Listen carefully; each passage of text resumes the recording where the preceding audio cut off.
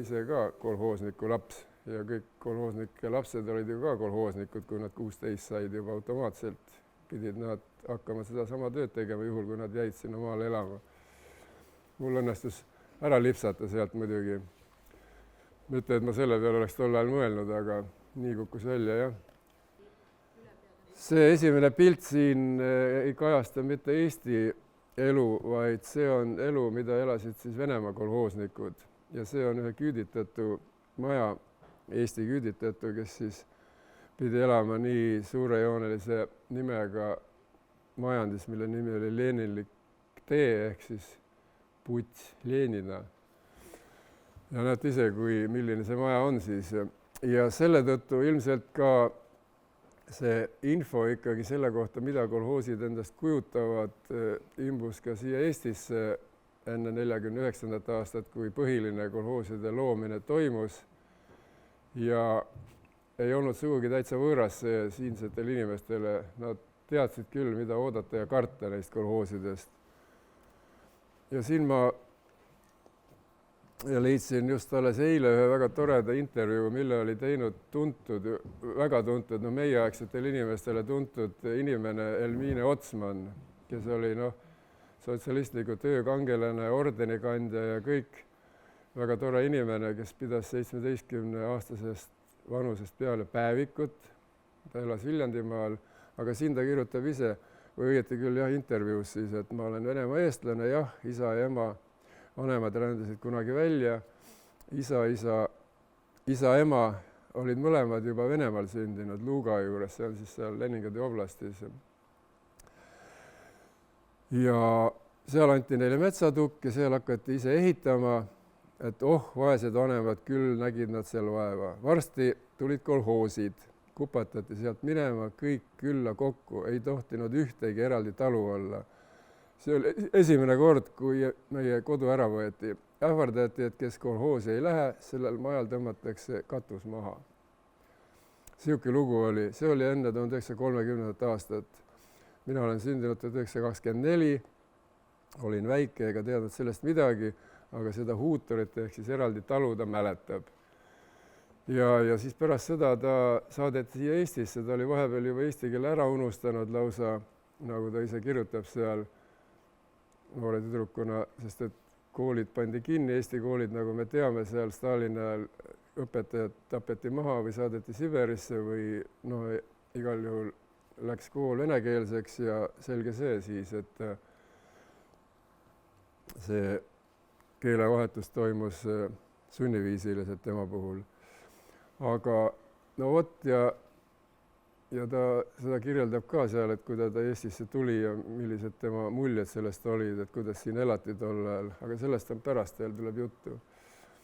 Aga siis 47, 48 tehti üksikuid kolhoose Eestis, nagu me teame ju, aga need olid see oli väga väike osa.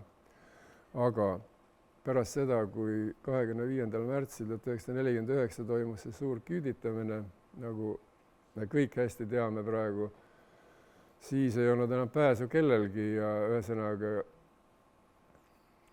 keegi ei saanud teha enam nägu, et ma vist ei lähe ikka ja tühja sellest, mis siis ikka, aga selge oli see, et pääsu ei ole ja tuligi minna. Ja see väga ilmekas pilt siin, ega neid pilte sellest ajast väga palju ei ole, kuidas siis siin Türi väljaotsal, see on seal, kus oli ütleme, hilisemal ajal oli Estonia kolhoos. See on seesama koht, kuidas siin siis perenaine oma lehmade ja peremees siis ees hobusega viib neid sinna ühislauta kokku lõpuks.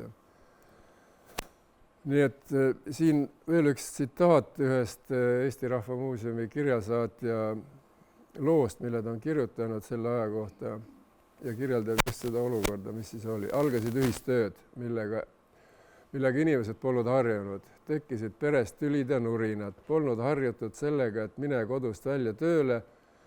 Algul tekitas see naisperel raskusi.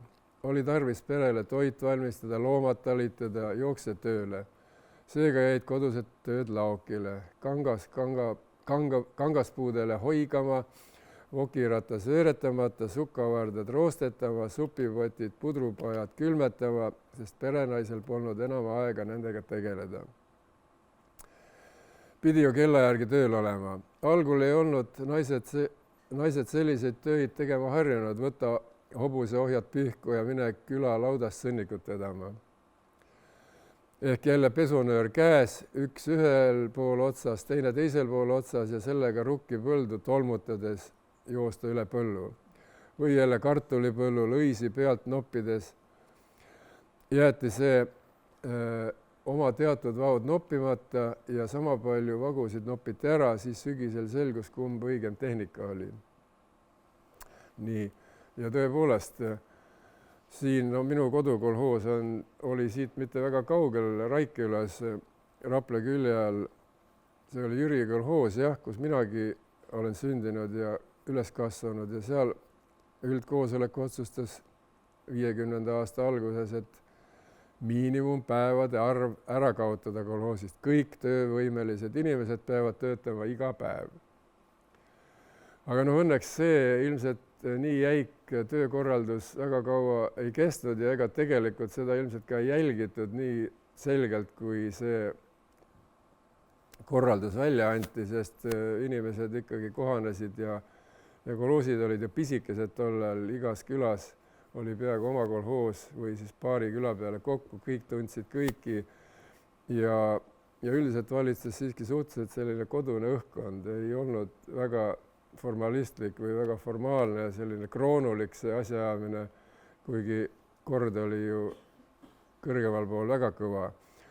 Aga juba nädal pärast seltsimees Stalini surma 11. märtsil 1953 otsustas ühistöökolhoos, see on täpselt sealsamas Raikülas, minu naaberkülas, et pühapäevased päevad anda kõigile kolhoosnikele vabaks päevaks, punkt.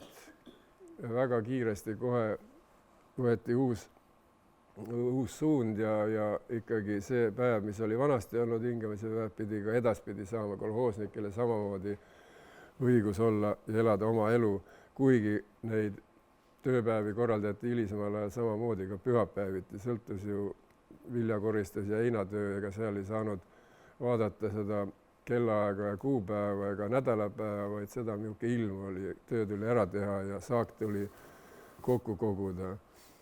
Aga tõesti, ega sellel ajal ju küladesse jäi väga palju rohkem naisi kui mehi tõenäoliselt ja siin väga ilmekas pilt siis jälle 57. aastast ühest mulgitalust, kus vana perenaine istub oma vana rehemaja ukse peal mõtlikult ja vaatab siis fotograafi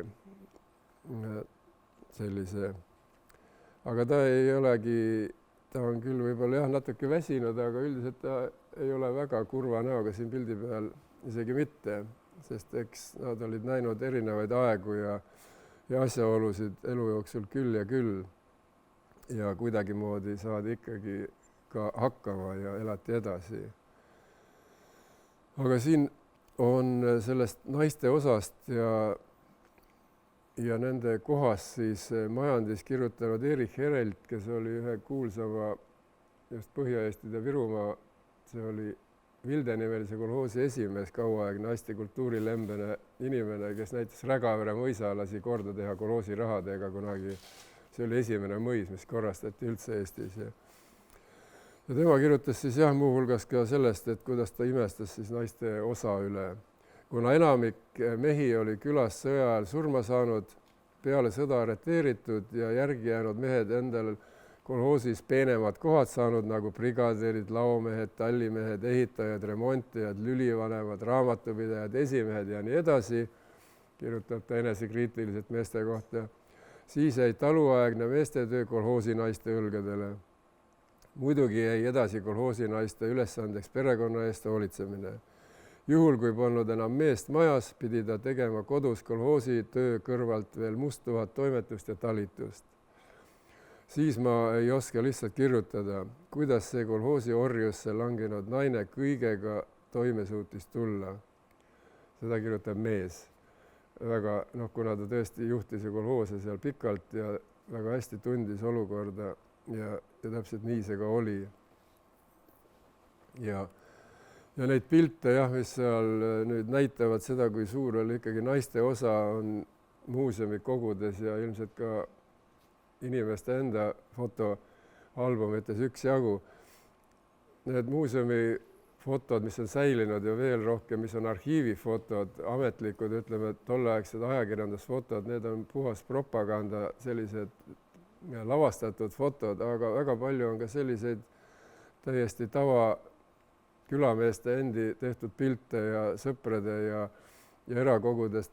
Need ei ole sellised seatud pildid, vaid nad on elust enesest ja siingi on ju väga toredaid pilte, mida ma teilegi tahtsin siin näidata, näiteks seesama kohe esimese kolhoosi sügise kartulivõtt, see on täpselt samasugune, mis võis välja näha ühe talu kartulivõtu talgud siis ja tõesti need kolhoosid olid ju pisikesed, tehnika oli täpselt seesama, need inimesed olid kõik need samad, ainult et saak ei läinud enam sinna oma talu keldrisse, vaid kolhoosi kuhjadesse. Aga esialgu mulle tundub, et võib-olla esimesed paar aastat olid kolhoosid isegi veel täitsa sellised, no mulle tagantjärgi tundub ja neid dokumente ja fotosid ka vaadates, et oli nagu veel vaatamata masendusele, mida tõi kaasa küüditamine ja siis see oma vara äraandmine, vägivaldne, ikkagi suhteliselt optimistlikud suhtusid inimesed sellesse veel, et järsku asi nii hull ei olegi ja me saame hakkama ja siin oma väikese küla kolhoosiga ühistöö tulemusena saame päris häid tulemusi ja tõesti ka neid pilte vaadates siin ei ole sellist masendavat muljet, aga kõige hullemad aastad olid mingid 52, 3, 4 võib-olla ja 55 ka võib-olla veel, kui olid ka vist loodusolud väga kehvad olnud, et siis oli asi kõige hullem kahtlemata, aga siin jah, vaadata kogu see tehnika ja kõik ja töövõtted ja kõik see oli ju taluinimestele tuttav, ega seal midagi erilist ega võõrast ei olnud ja töö oli täpselt seesama, ainult töökorraldus ja siis saak läks kuhugi mujale salve juba. Ja kui me neid pilte vaatame, siin on enamusel, või noh, muidugi ma valisin ka siin täna just neid pilte välja, kus oli rohkem naisi, aga tõesti ka nendel üldtöödel kolhoosides valdavalt olidki naised, kes olid need põllutöölised ja lihtsa töö peal, sest et tõesti mehed pidid täitma tähtsamaid töid, nagu siin Erich Hellilt just enne üles ka luges, et kontoritööl ja juhtivatel kohtadel igal pool olid mehed, mis oli ka arusaadav, sest mehed olid ka varem ju majandit, oma talumajandit juhtinud ja selles mõttes naised paratamatult jäid sellest kõrvale ja alles hiljem siis, kui juba kolhoosid muutusid teistsuguseks ja neid eriharidusega inimesi tuli juba tehnikumidest ja muudest koolidest ja kõrgõppeasutustest, siis said ka naised seal ju vägagi palju juhtivaid kohti omada kolhoosis.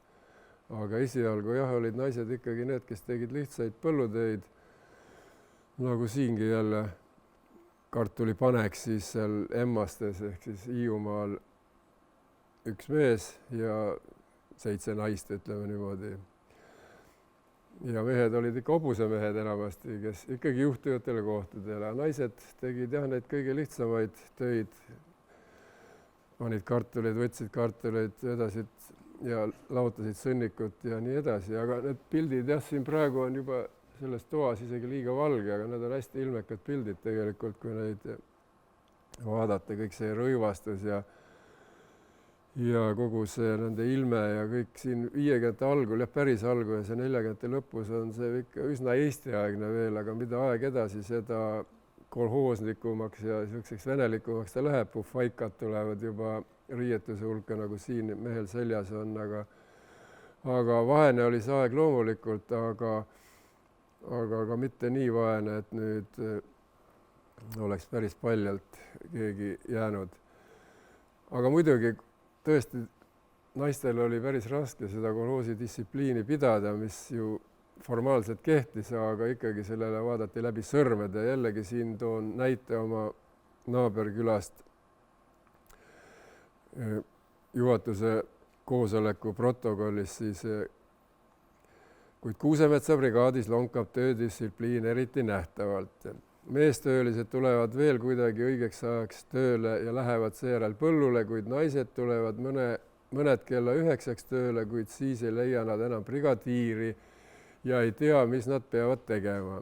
Seega istuvad ja ootavad mõnikord kuni kella 10-ni. Juhatus otsustas juhatuse liikmeist määrata isikud, kes kontrollivad hommikust tööle tulemist ja tööle minemist samuti õhtul.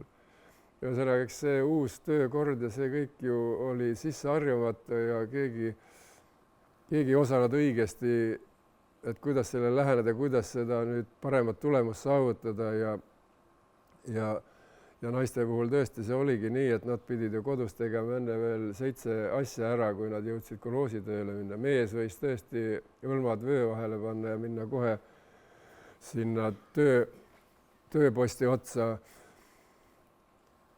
Aga naistel oli igal juhul rohkem tegemist nii söögi kui loomade talitamise kui laste kasimisega ja nende kooli saatmisega või mis iganes seal. Nii et naiste olukord oli selles suhtes ikkagi eriline. Aga siiski oli ka üksjagu kolhoose, kes korraldasidki asja nii, et naistele tehtigi järeleandmisi päris mitmes asjas, ka tööle tuleku aja suhtes kehtestatigi eriline kord juba, et nad võisidki näiteks tund aega hiljem tulla hommikul. Ja teine asi oli see, et ka näiteks miinimum normipäevade arv, mida ühel naisel kolhoosis tuli välja teenida, oli ka väga paljudes kolhoosides ikkagi kehtestati naistele palju madalamad need normid. Nii et see sõltus ikka kohalikest ülemustest ehk kohalikest meestest, kui arusaavad ja arusaajad nad olid ja kuidas nad siis naiste rolli seal nägid ja kuidas nad püüdsid siis olukorrast ikkagi nii välja tulla, et asi ei oleks liiga hull ega liiga mäda. Siis no vot, esialgu jah, need kolhoosid seal esimestel aastatel eriti oli väga tore, oli see, et nad hakkasid tähistama kohe ka neid lõikuspidusid niimoodi, kuna see oli ju jälle üks võimalus siis sellest hallist argipäevast välja saada ja kolhoosi sellised peod olid ühed olulisemad sellel kindlasti ja siis oli ja siin ongi üks Audranna kolhoosi naiskomisjon siis pidutoitu tegemas, nagu me siit pildilt näeme. Eks siin need pildid on natuke niimoodi, fotograafide rõõmus ka võib-olla värvikamad ja üldiselt on inimesed suhteliselt rõõmsate nägudega seal piltide peal, isegi kui ei ole tegemist nende paraatpiltidega, vaid ega inimesed siis ainult leivasti elanud ja ainult kogu aeg kurvastanud ja nutnud ega halanud, et kõik on väga halvasti, sest et muidugi elu oli karm, aga ega maainimesed nii kergesti ju alla ei anna ja nad olid näinud tõesti erinevaid aegu ka varem, et ega põllumehe elu ei ole kunagi ju liiga lihtne ega kerge ega ühene. Ja siin naiskomisjon, nagu seal oli märgitud, et naiskomisjon korraldas siis neid piduõhtuid seal ja naiskomisjonid loodi Eestis juba 1940. aastal. Nende ülesandeks oli propageerida nõukogude korra eeliseid ning kaasata naised poliitikasse ja nõukogude riigi ülesehitamisse.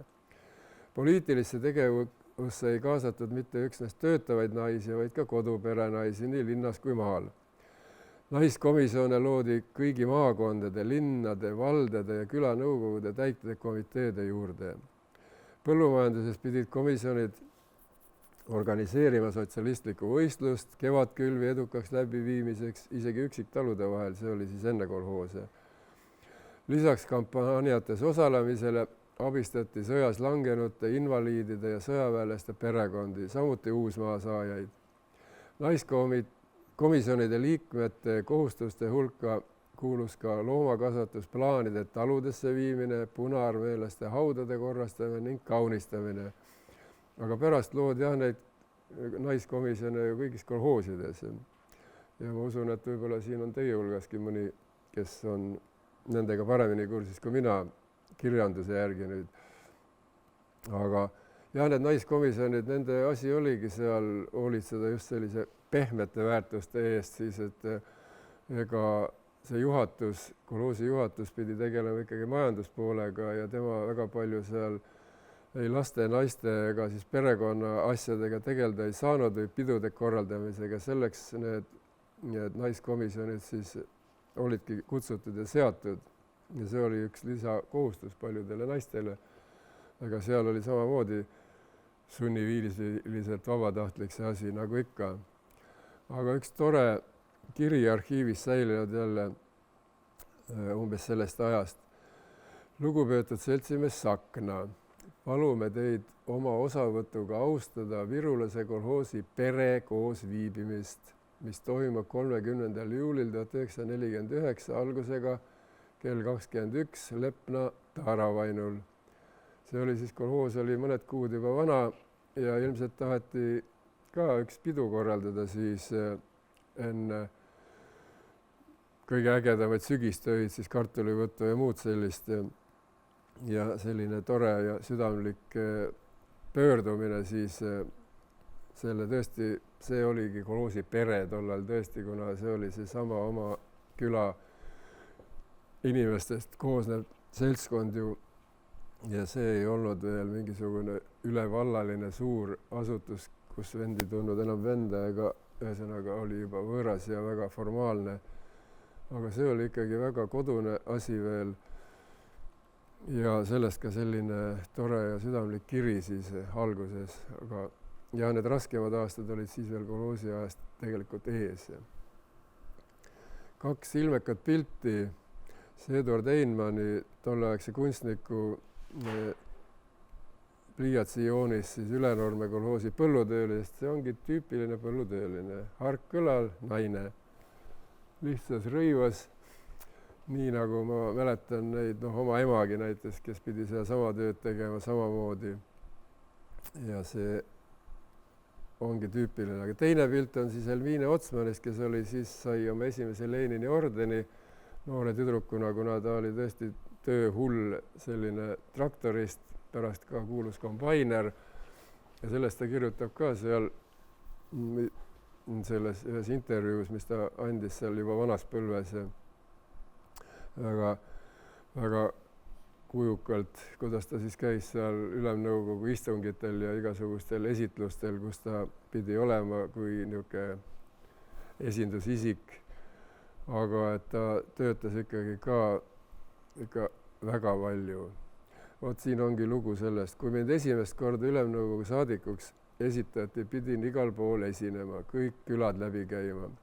Mul oli 46 kohtumiskoosolekut. Hobusega sõitsin, auto jäi kinni, nii suur lumi. Hobusega sõitsin Holstresse ja Viljandis traktorijaamas oli paar hobust. Ja no ta elaski Välustes, see on seal Tarvastu kandis põhimõtteliselt. Püssimees pidi kaasas olema. Ma vahel jooksin ära, siis sain pragada. Mina ei tea, mida nad kartsid, mina küll ei kartnud midagi. Sihuke aeg oli 1951. aasta. Ja siis kõrvalt ütleb ta mees Aleks, et metsavendi kartsid. Eks nad mõtlesid, et saadiku kandidaat koksavad äkki maha. Minul hirmu ei olnud, ma ei teadnudki niisugustest asjadest. Et siin niisugused asjad on, küüditamised, metsavennad, siis ei kirjutatud sellest ja inimesed muidugi ei julginud rääkida. Mina elasin nii julget elu siin veel enne traktorijaama minekut. Ma olin siin ainuke tüdruk seal. Liidus ma olin traktoribrigaadis, puha naised. Tulen siia, imestavad, et naine kipub traktorile. Isegi peksumasina masinist olen olnud 1948. aastal. See oli tore sügis. Kolhoose veel ei olnud. Käisin masinaga oma 70 talu läbi, pidulauad. Peale tööd mängivad pilli, noored koos, keegi ei teadnud, et järgmine aasta tuleb nii hirmus. See sügis jäi meelde. Järgmine aasta olin juba kombaini peal. Vot seda kirjutas Helmiine Otsman siis või jutustas siis ajakirjanikule vanemas põlves juba. Siin, et mida naised siis pidid seal kolhoosipõllul tegema või sovhoosis samamoodi ja tegid tõesti kõiki töid, mida vanasti tegid ainult mehed reeglina. See pilt on siis Läänemaalt ühest kolhoosist 50. aastal Rukki põllul. Muidugi naised vanasti tegid ju ka vihkusid ja panid hakke kokku, aga kindlasti nad masina viljapeksu või tähendab selle lõikusmasina roolis nii-öelda hobuse ohja nad ei hoidnud, nagu siin on näha, kas seal juhtumisi tõesti oli mehi nii vähe, et naised pidid ka sellist tööd tegema, aga see pilt seda just tunnistabki ja tõesti, et naiste tööpanus oli ikka väga suur just kõikidel põllutöödel eelkõige, aga muidugi farmidest rääkimata, kus naised ju olid lüpsjateks ja seatalitajateks ja nii edasi. Ja üks põhilisi töid, mida naised tegid igal aastal, oli sõnniku laotamise töö kevadeti põldudel siis ja seda ma mäletan ka oma lapsepõlvest täiesti. Ema käis tihtipeale sõnnikut laotamas põllul noore naisena, nagu ta siis oli, ja ma mäletan ka seda nendest dokumentidest meie oma küla kolhoosi juhatuse protokollis oli kirjas see, et ema sai, seal anti talle pähe, kui ta oli vist paar kuud tagasi sünnitanud kas minu või õe, igal juhul sai ta pähe pragada selle eest, et ta ei käinud korralikult kolhoosi tööl. See on jah, selle ma lugesin ka sealt välja juhuslikult. Ja siin on siis ühe teise Jüriöö kolhoosi kolhoosniku tööraamat aastast 50, see on nüüd hoopiski, see on Kõrgessaarest ehk siis Hiiumaalt. Et mis töid naised siis tegid seal, see on juhtumisi ka üks naine, kelle nimi on Elli Jakob, jah. Ja see on talvine väljavõte siis sellest tööraamatust ja siin ongi näha, et põhiliselt ikkagi tehti selliseid veotöid tol ajal, talvel ju palju muid töid ei olnud, põllutöid ei olnud, veeti farmidesse siis heina ja põhku ja muud sellist asja, heinavedu jah, ja sõnnikuvedu on siin ka juba, see on, nojah, siin on juba märtsikuus, see läheb välja see, nii et ja siin on näha ka, et siis palju see tööhulgad ja palju on neid normipäevi arvestatud, mis oli see põhiline ju, mille järgi siis inimeste tööd kokkuvõttes hinnati. Ja eks põllutöö kõrval oli üks põhilisemaid naiste töid oli kõikide piimafarmide ja muude lautades töö. Ja kindlasti lüps ja karjatalitaja amet oli üks raskemaid, aga see oli ka tänu sellele, et see oli nii, ütleme, et see pani inimesed nii kinni ja oli väga distsipliini nõudev, siis see oli ka üsna kõrgelt tasustatud võrreldes lihtsa põllutööga. Ja see oli ka sellepärast väga oluline kolhoosil, et piimamüük, see oli ka üks põhilisi sissetulekuallikaid kolhoosidele, just loomakasvatus andis suurema osa sissetulekust, sest see viljasaagid ja muud olid väga väikesed ja need olid ka suhteliselt odavad ja sealt palju sissetulekut ei andnud. Ja üks võimalus kolhoosidel ju teenida oli veel turul kaubelda ja piim oli üks põhilisi asju, piim ja või, mida viidi turule. Siin pilt seda Tallinna keskturul siis näitabki seda 50 aastatel tehtud, kus paljud eriti sellised linna lähedasemad kolhoosid ja seal, kus olid võib-olla hakkaemad esimehed ja ärisoont oli rohkem, siis seal tehti päris kena raha selle turul kauplemisega. Nii et ega seal muidugi ainult piima, vaid ka liha müüdi ja kõike seda, mida linnas oli inimestel tarvis.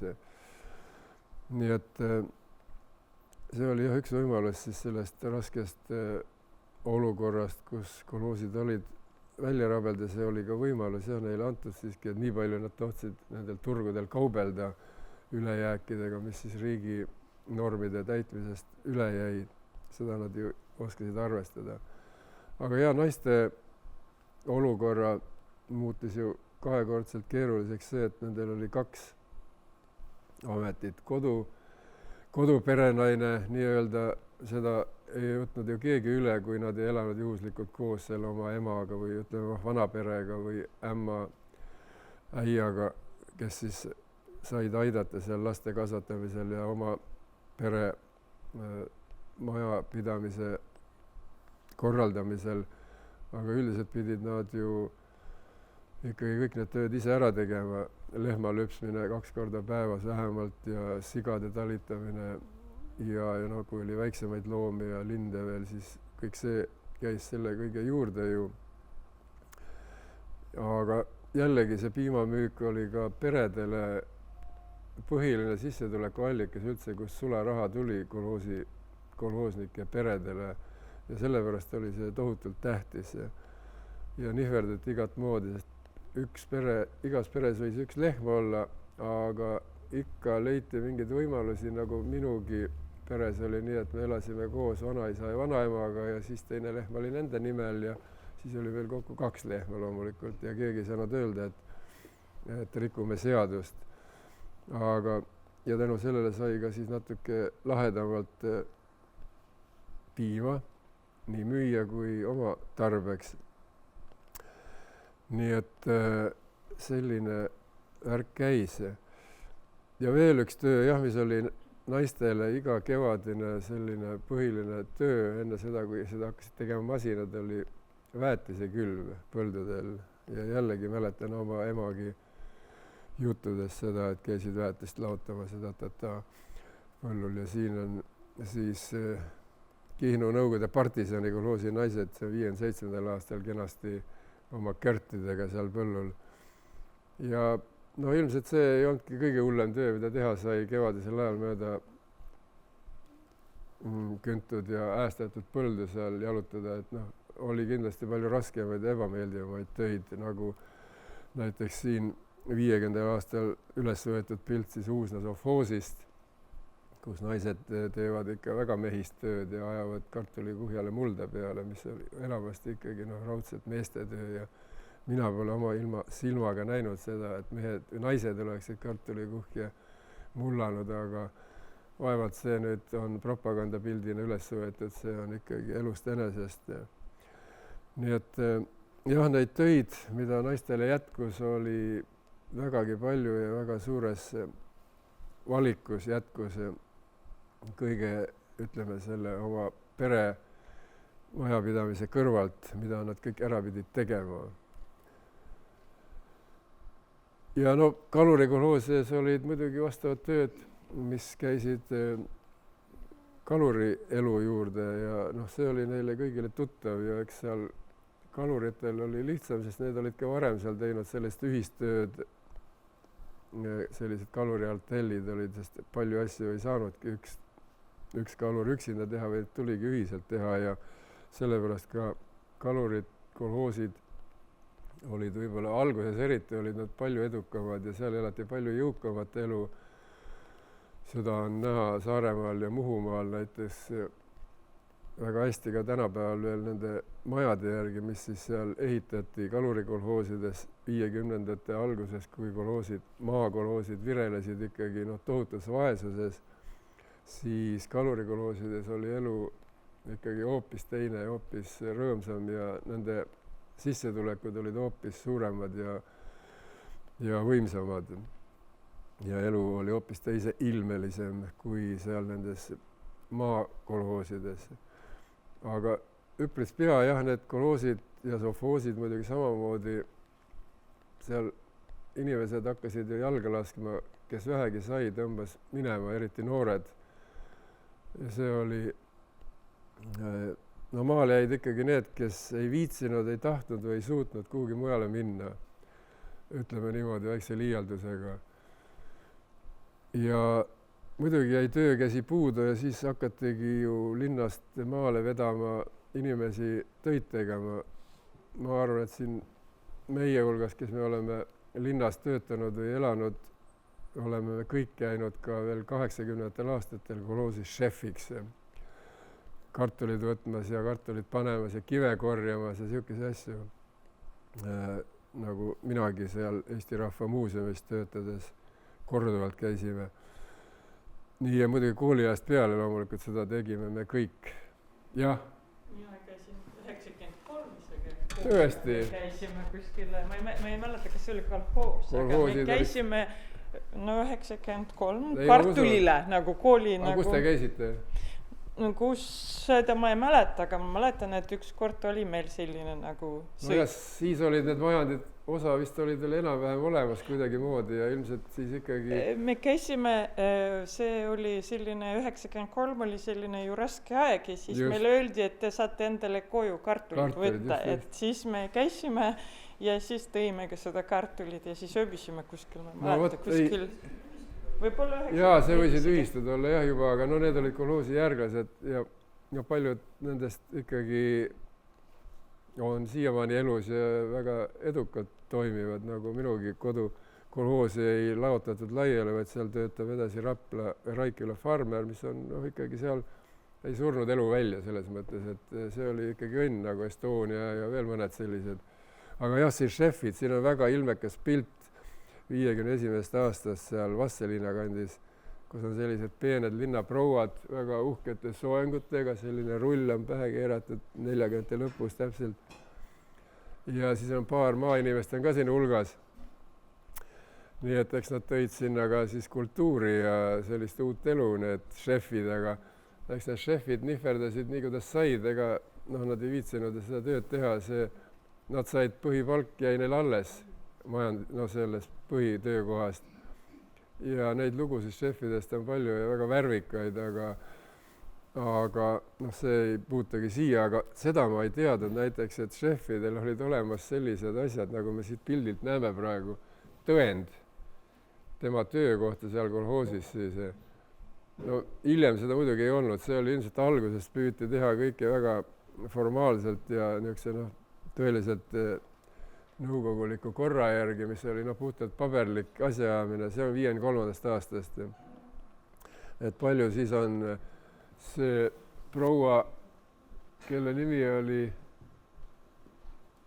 kodanik Loos Karl, on siis jah, Võru inventariseerimise büroost on võtnud osa uus areng kolhoosis koristustöödest septembrikuus järgmiselt ja nii edasi. Ma ei suuda siit välja lugeda, aga lihtsalt selline fakt ja sellise paberi olemasolust oli mulle üllatus, aga see on ka õnneks kusagil muuseumis või arhiivis säilinud. Ja kõik kolhoosi esimees on alla kirjutanud ja siis sinna on alla kirjutanud ka arvepidaja kenasti oma kinnitanud seda, mis oli, ma arvan, et suurelt osalt ikka väga puhas bluff. Aga fakt ja, et selline tõend anti veel šefile siis oma töökohale esitada, et ta ei ole tühjalt elanud, vaid on ikkagi teinud seal tööd. Ja see tööpõld oli ikka naistel täiesti määramatult lai ja nagu siin Kaarma kolhoosis, või tähendab Kaarma ligidel Saaremaal, siis Maleva kolhoosis naised käisid ka turvast ladumas, mis ei olnud ka kindlasti kõige raskem ja ebameeldivam töö. Ja nii, et igav naistel kindlasti ei olnud, sest et see tööpõld oli tõesti mõõtmatult lai ja mitmekesine.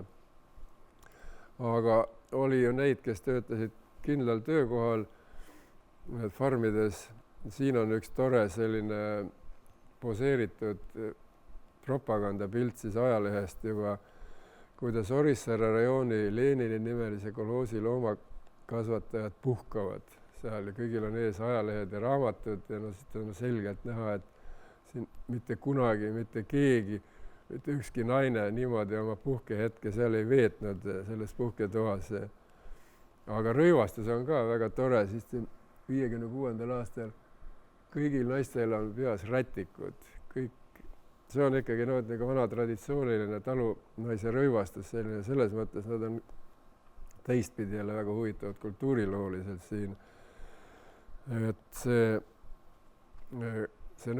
vaene aeg, see konserveeris väga palju sellist vanaaegset kultuuri, et oleks asjad läinud teisiti, oleks seal maal juba siis kantud väga valgeid barette ja hoopis moekamaid rõivaid, aga siis elati ikkagi veel täitsa sajandi alguse vaimus ja Eesti-aegse rõivastuse kanti seda sama rõivastust, mida oli siin kantud aastakümneid, eks ole. Ja veel toredam pilt. Suurejani rajooni Kalinini nimelise kolhoosi esimees loeb kolhoosnikele ette ajalehte aastal 1956. Ma tuletan meelde, et Venemaa 1896 või 7. aasta rahvaloenduse järgi oli 98% eestlasi kirjaoskajad. Ei olnud vaja ajalehte ette lugeda, me oskasime kõik lugeda. Aga seda propaganda ajalehte oli vaja sellist pilti ja muidugi siis kõik, nagu me siit pildilt näemegi, kenasti siin külvikute kõrval seisavad rivis ja kuulavad väga tähelepanelikult, mida esimees neile ajalehest siis ette loeb. See on niisugune ühesõnaga selged ülepingutused, mida ükski inimene tõsiselt ei saanud võtta, aga ei võtnudki. Nende üle sai ainult naerda ja irvitada. Ja veel naiste osa siin, see on üks ilmekamaid pilte, mille ma avastasin ka. See on Eesti esimese miljonär kolhoosi, jälle minu naaberkülast, Raikküla Kabalast üldkoosolek, kus te näete, vaatate nende naiste nägusid, siis ma ei näe nendel ühegi näos väga suurt entusiasmi, väga sellist vaimustust istumas seal sellel üldkoosolekul. Muidugi seal tuli käia, aga see on nüüd hästi ilmekas pilt, hästi ilmetute nägudega naised istuvad ja ootavad, millal see jama ära lõpeb lõpuks. Aga mis nendest koosolekutesse puutub veel, siis see on 52. aastal jah, see üldkoosolek. Neid peeti ikkagi sellisel valgel ajal, aga mis mind kõige rohkem hämmastas, kui ma lugesin neid arhiividokumente seal, siis kolhoosi juhatuse koosolekud, seal minu kodukandis ja mujal ka ühe erandiga välja arvatud, algasid õhtul tavaliselt kell 9 ja kõige hilisem koosolek lõppes 2:30 öösel. Ja järgmine päev hakkas tööpäev peale, tavaliselt nad olid ikkagi nädala sees. Aga üks kolhoos, seesama kolhoos muide, Uue Elu kolhoos, seal oli esimees selline, ikkagi sündinud ärimees tõenäoliselt, kes oskas selle majandi niimoodi, seal oli Olbrei, Harald Olbrei, kelle sugulane on muide tuntud Eesti balletikunstnik Rahel Olbrei, aga mitte õde, vaid samasuguseilt, nad olid pärit Kõo kandist siit Viljandimaalt. Võtta, tema oskas niimoodi korraldada, et tema kolhoosis toimusid juhatuse koosolekud täiesti ikkagi valgel ajal ja mitte nii nagu seal naaberkolhoosides, minu kodukülas ja naaberkülas, kus tõesti, ma ütlen, kõige hilisem koosolek lõppes 2:30 öösel, mõelge selle peale. Uskumatu täiesti, et mis tulemused sellel kõigel olid ja mida seal tehti, aga koosolek tuli pidada ja seal arutati asju ja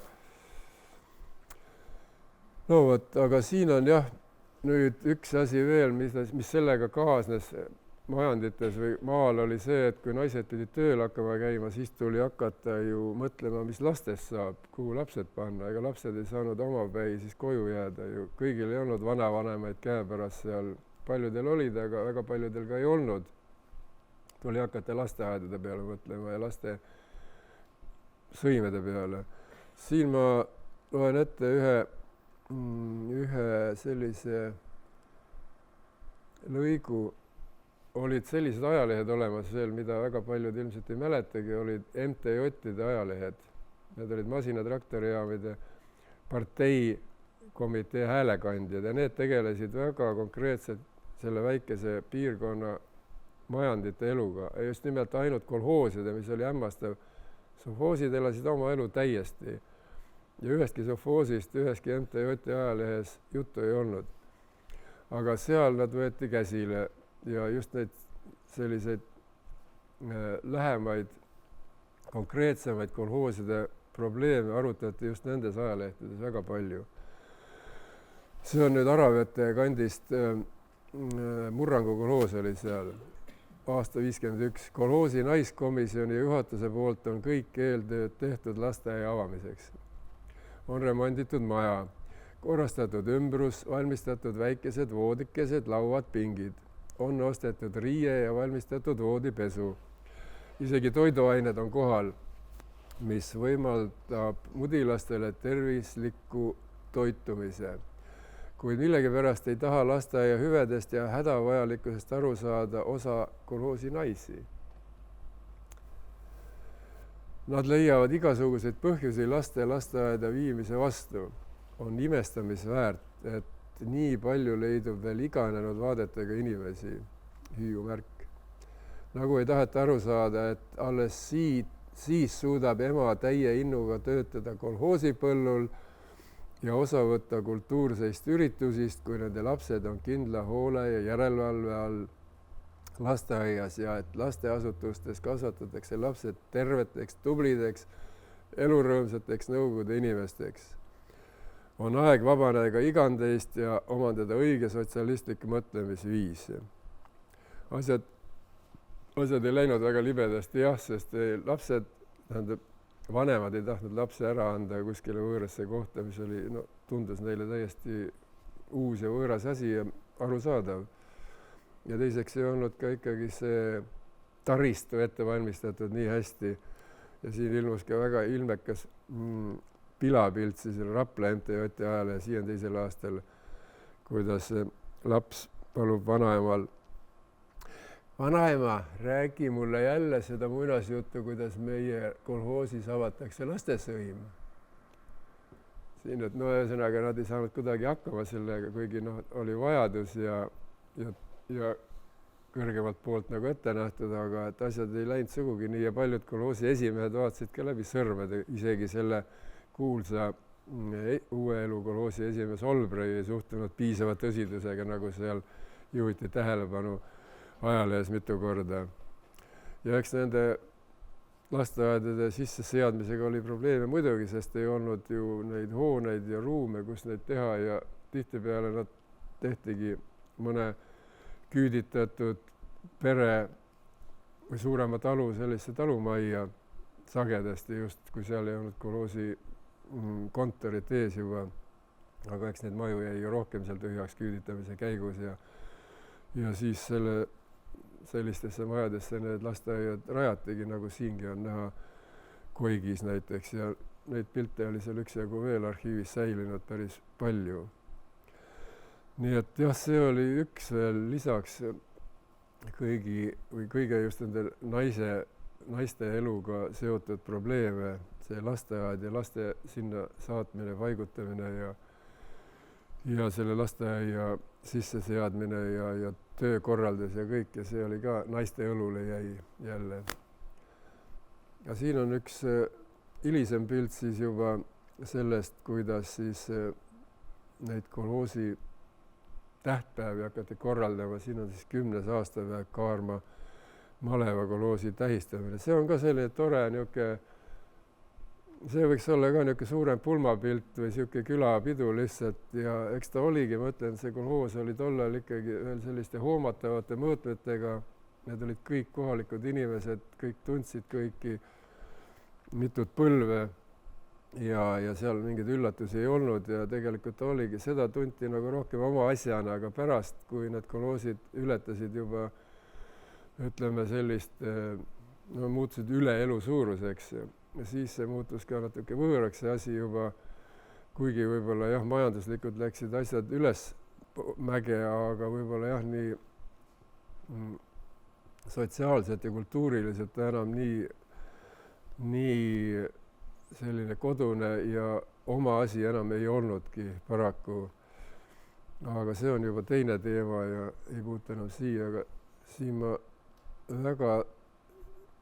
üks väga armas pilt lihtsalt ühest lihtsast Udeva sovhoosi naisest, nimi kõik kenasti juures, Alinde Urm aastast 1977, kuidas jah, jällegi tüüpiline selline kas sovhoosi või kolhoosi põllutööline, kes siis sõidab talvel reega kuskilt kuhugi, puhvaika seljas, rätik peas, tore, armas inimene. Aga jah, see pidu lõppes muidugi siis 90ndate algul ja siin on hästi ka minu meelest väga kujundlik pilt sellest, kuidas mis tast järgi siis jäi praegu sellest kolhoosist või sovhoosist ja ega need asjad iseenesest ju ei olnud võib-olla põhimõtteliselt väga halvad, need ühismajandid, aga lihtsalt see, kuidas neid asju korraldati tollal, see oli inimestele vastuvõetamatu ja võõras ja vale ja eks see sellepärast ka kokku kukkus. Ja siin lõpuks veel 3 Kareda küla naist, kes on kõik ilmselt läbi tule ja vasttorude ja läbi vee käinud ja siis olid ikka veel elus 2006. aastal. Ja see on ju need pildid, kahjuks te näete neid palju hallimana, kui nad tegelikult on, millest mul on väga kahju, aga midagi ei ole teha. Aga teisiti ma ei saa, kui ma pean lõpetama ikkagi ainsale ja võimalikul moel. Slava Ukraini! Herojem slava!